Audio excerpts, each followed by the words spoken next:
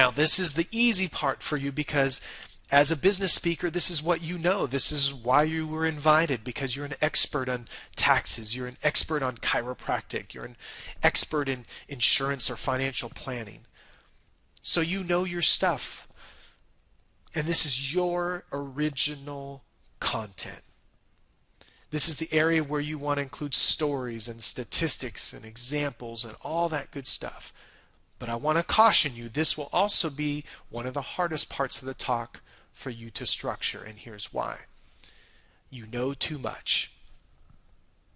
I'll say that again. You know too much. As a business speaker, this is your time to stand up in front of an audience and somehow in 20 minutes or 30 minutes, you've got to teach them everything you know about a topic, and I'm here to tell you, you can't do it. And I know that you're passionate about your topic. I know you want to make an impact. I know you want to help every single person in that room, but you have to understand you won't help them if you confuse them. You won't help them by rushing. You won't help them by elaborating on just a few pieces of content, right?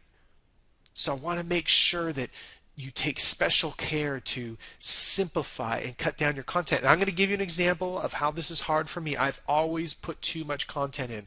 I'm always worried that my audience is not getting enough. I want to make sure they get much more than they ever pay for. And so it's a valid way of thinking. It's an honorable way of thinking, but it's not an effective way to present. For most of us, if you're doing 45 minutes or less, 3 talking points is probably plenty.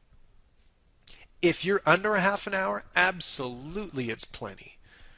And it depends on your topic and how much expansion and examples, but I'm just trying to get you to understand that I use 3 points in my content for talks that last as long as 90 minutes.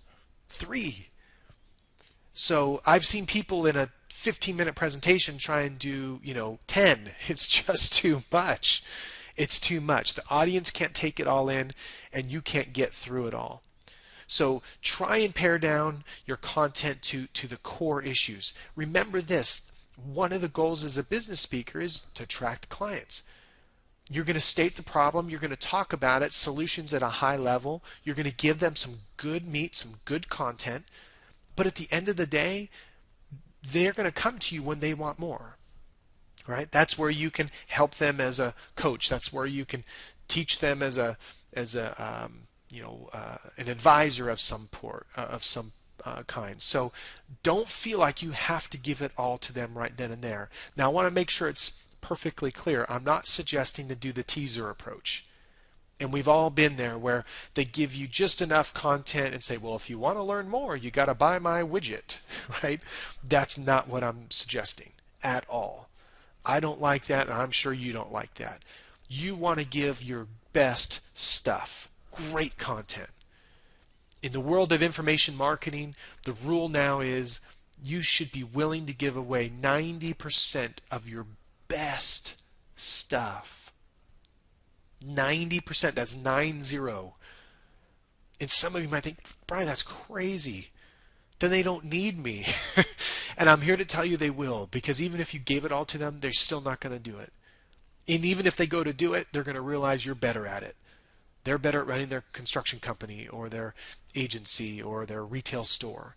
They're going to look to you for that advice. And if they don't, then you've done your job. Your job is to go in there and add value to their audience. That's our job, right?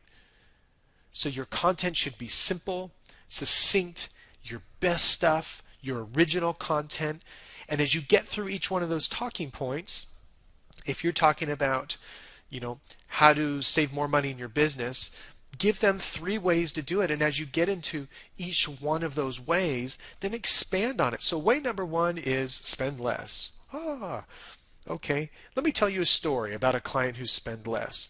Here's some statistics on business owners that spend less. And here's an example of one we might all be able to relate to.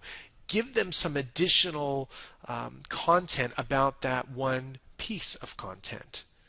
Okay, so keep your content simple, pare it down to 3 to 5 talking points, but for most of us, 3 is plenty. And if you want to use acronyms, if you're looking at the workbook, there's some additional information in there about how you can use an acronym or create your own formula.